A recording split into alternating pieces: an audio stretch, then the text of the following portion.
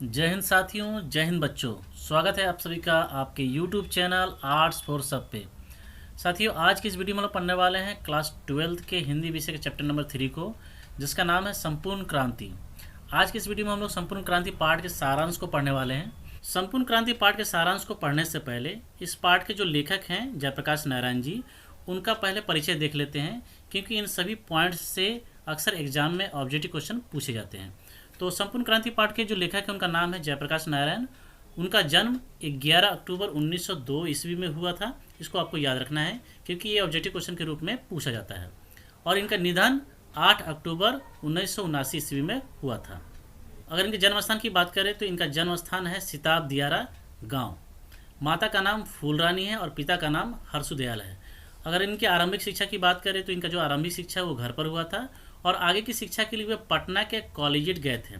1922 में वे शिक्षा प्राप्ति के लिए अमेरिका गए थे, और माँ के अस्वस्थता के कारण वे पीएचडी नहीं कर पाए थे। तो ये कुछ मुख्य पॉइंट्स हैं जहाँ से ऑब्जेक्टिव क्वेश्चन बनते हैं और अक्सर एग्जाम में पूछे जाते हैं, तो आपको इन सभी पॉइंट्स को ध्यान में रखने हैं। अब चलिए इस पाठ के यानी संपूर्ण क्रांति पाठ के सारांश को पढ़ लेते हैं। संपूर्ण क्रांति पाठ के सारांश को पढ़ने से पहले मैं आपको बता दूं कि सारांश का मतलब होता है पूरे पाठ का निचोड़, यानी पूरे पाठ में क्या बताया गया है उसका जो संक्षेप रूप होता है वो सारांश कहलाता है। तो यदि आप संपूर्ण क्रांति पाठ के सारांश को याद कर लेते हैं तो आपको एग्जाम में 5 नंबर पक्के हैं। तो इसके लिए आपको करना क्या होगा, इस वीडियो को पूरे अंत तक देखना पड़ेगा। मैं आपको यकीन दिलाता हूँ कि यदि आप वीडियो को अंत तक देखते हैं तो आपको इसी वीडियो में इस पाठ का सारांश याद हो जाएगा। तो आइए पाठ के सारांश को पढ़ना शुरू करते हैं। प्रस्तुत पाठ में लोक नायक जयप्रकाश नारायण द्वारा दिए गए ऐतिहासिक भाषण का एक अंग है।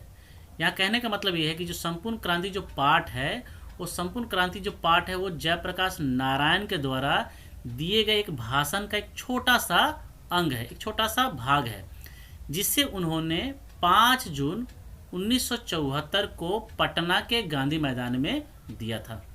इस भाषण को सुनने के लिए लाखों की संख्या में लोग पूरे प्रदेश से आए थे, जिसमें ज़्यादातर युवा वर्ग के लोग थे, यानी नौजवान लोग थे।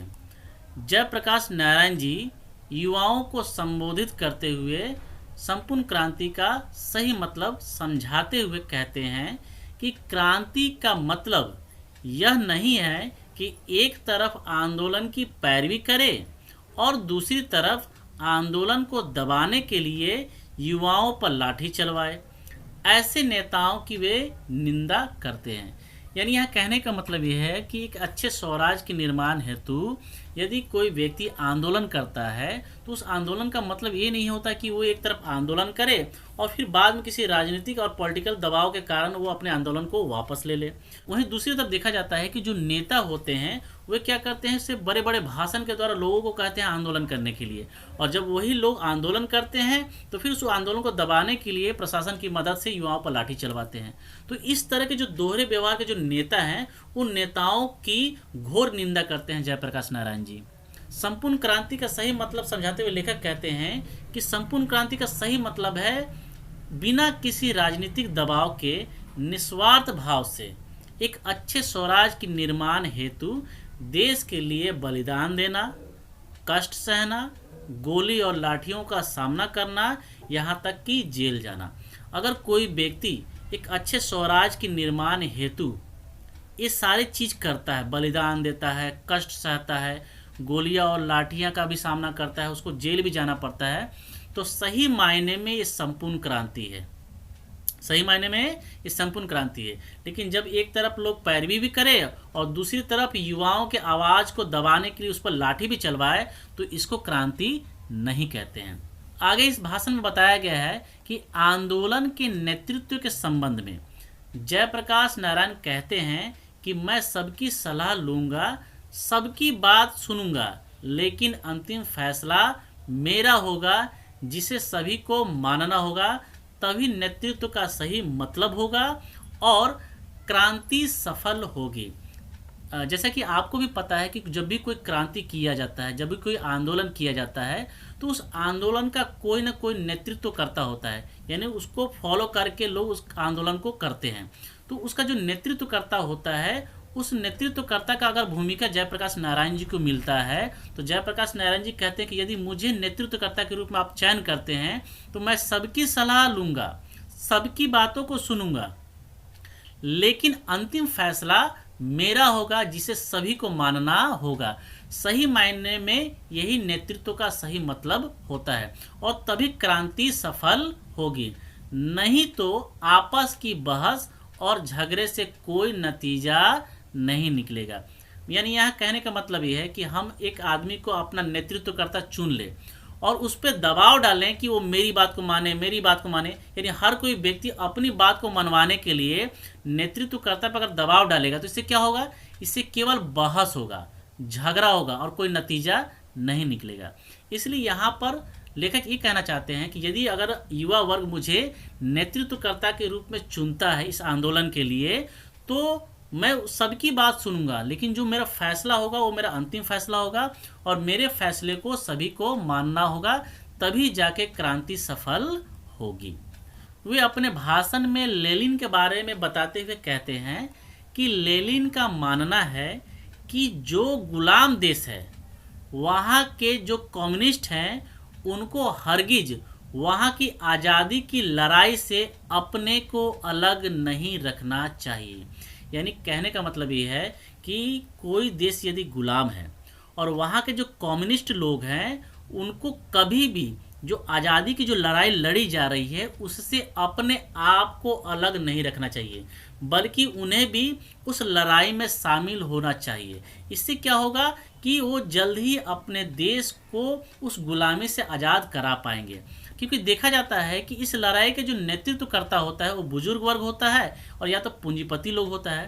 तो यदि इन दोनों के हाथ में अगर नेतृत्व रहेगा तो ये लोग कभी भी युवा वर्ग और एक अच्छी नीति के बारे में नहीं सोच पाएंगे।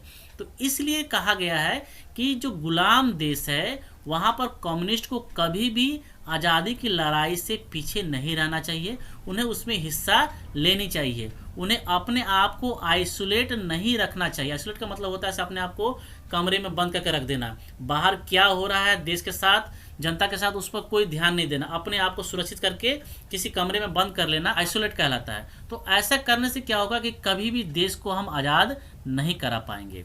जयप्रकाश देश की आज़ादी की खातिर कांग्रेस में शामिल हुए क्योंकि कांग्रेस देश का नेतृत्व कर रही थी। यानी यहाँ कहने का मतलब ये है कि जयप्रकाश नारायण जी कांग्रेस की पार्टी में इसलिए शामिल हुए थे क्योंकि उस समय कांग्रेस की जो पार्टी थी वो देश की आज़ादी का नेतृत्व कर रही थी। तो यहाँ से क्वेश्चन पूछा जाता है कि जयप्रकाश नारायण जी ने कांग्रेस पार्टी क्यों ज्वाइन की। तो यहाँ पर आपको इसका आंसर मिल गया कि जयप्रकाश नारायण जी कांग्रेस पार्टी इसलिए ज्वाइन किए थे क्योंकि उस समय कांग्रेस की जो पार्टी थी वो आज़ादी के लिए लड़ाई लड़ रही थी, उसका नेतृत्व कर रही थी।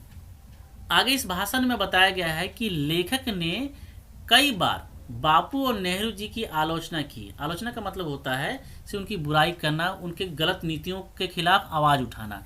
तो लेखक कई बार बापू और नेहरू जी की जो गलत नीतियाँ थी उसके खिलाफ वो आलोचना करते थे, उनकी बुराई करते थे, उसके खिलाफ आवाज़ उठाते थे। लेकिन बापू जी और नेहरू जी की विशेषता ये थी कि वे इन आलोचनाओं का बुरा नहीं मानते थे। वे क्या करते थे, वे लेखक के साथ बैठते थे और पुनः उन नीतियों पर बात करते थे। लेखक आगे कहते हैं कि आज राजनीति में भ्रष्टाचार बढ़ गया है जिसका प्रमुख कारण है चुनावों की चर्चा। आज के लोकतंत्र में जनता को इतना ही अधिकार है कि वो चुनाव करे।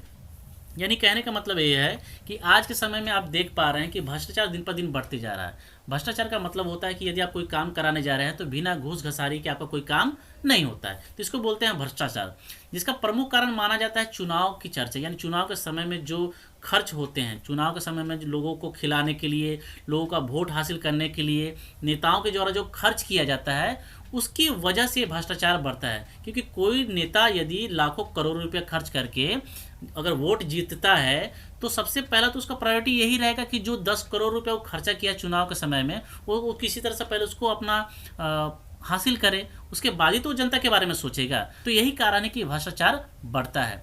और आज के लोकतंत्र में जो जनता है उसका इतना ही अधिकार है कि वो चुनाव करे, यानी केवल उसका इतना ही अधिकार है कि वो अपने लिए एक प्रतिनिधि का चयन कर लेता है वोट देकर। लोकतंत्र में चुनाव के बाद अपने ही प्रतिनिधि पर जनता का कोई अंकुश नहीं होता। कैसे होगा भाई? वोट देने के समय में आप पैसा ले लेते हैं, और जब आप पैसा लेके जब आप वोट दे रहे हैं, तो जब वोट देने के बाद जब वो प्रतिनिधि जीतेगा तो आपका काम थोड़ी करेगा, वो तो आपका वोट खरीदा है आपसे, आपने तो पहले ही पैसा ले लिया है, तो फिर आप बाद में उस पर किस अधिकार से ये कहिएगा साहब मेरा काम कीजिए। यही कारण है कि पैसा लेकर जब कोई इंसान किसी प्रतिनिधि का चयन करता है तो वो प्रतिनिधि जो होता है वो जनता के बारे में नहीं सोचता है, वो केवल अपने बारे में सोचता है, और इससे क्या होता है कि भ्रष्टाचार को बढ़ावा मिलता है। लेखक के अनुसार अन्य देशों में प्रेस तथा पत्रिका प्रतिनिधियों पर अंकुश लगाती है। यहाँ लेखक एक तरफ इशारा ये भी कर रही है कि यदि हमारे देश में प्रेस और पत्रिकाएं चाह ले तो ये जो राजनेताएं हैं जो अपने मनमानी ढंग से काम करते हैं, भ्रष्टाचार को बढ़ावा देते हैं, उनके कार्यों पर यदि सवाल उठाए प्रेस और पत्रिकाएं तो कहीं न कहीं भ्रष्टाचार को कम किया जा सकता है। लेकिन दुर्भाग्य की बात यह है कि हमारे देश में इसका बहुत अभाव है। हमारे देश की जो प्रेस, हमारे देश की जो पत्रिकाएं हैं, वो कभी भी इन राजनेताओं के खिलाफ बात नहीं करती है। जयप्रकाश नारायण जी का यह भाषण वाकई एक शानदार भाषण है, जो युवाओं को स्वराज्य निर्माण हेतु क्रांति की एक सटीक और सही नज़रिया प्रस्तुत करती है। यानी इस पूरी पाठ से, इस पूरे भाषण से जयप्रकाश नारायण जी युवा वर्ग को संबोधित करते हुए ये समझाना चाहते हैं कि किसी भी देश का जो निर्माण होता है, किसी भी देश का जो विकास होता है, वो विकास जो है वो उस देश के युवा पर निर्भर होता है। यदि किसी भी देश का युवा वर्ग चाह ले तो वो अपने देश का काया पलट कर सकता है। कुल मिला के इस पूरे पाठ के सारांश को पढ़ने के बाद आपको एक चीज़ समझ में आ गया होगा कि इस पूरे पाठ के सारांश के माध्यम से लेखक युवा वर्ग को ये समझाना चाहते हैं कि स्वराज निर्माण हेतु या देश के विकास हेतु युवा वर्ग को राजनीति के हर क्षेत्र में हस्तक्षेप करना पड़ेगा, हर क्षेत्र में उसको भागीदारी सुनिश्चित करनी पड़ेगी, तभी जाके वे एक भ्रष्टाचार मुक्त देश का निर्माण कर पाएंगे और वहाँ पर हर जनता सुखी से रह पाएगी। तो उम्मीद करता हूँ कि संपूर्ण क्रांति पाठ का सारांश आपको पूरी तरीके से समझ में आ गया होगा, और मैं ये भी आशा करता हूँ कि जब एग्ज़ाम में एक क्वेश्चन पूछा जाएगा तो आप अपनी भाषा में इस पाठ के सारांश को आसानी से लिख पाइएगा।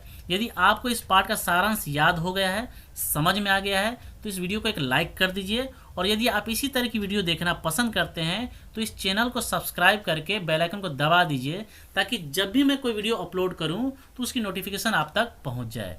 तो फिर मिलते हैं अगले वीडियो में, तब तक खूब मन लगा के पढ़ते रहिए। वीडियो देखने के लिए धन्यवाद।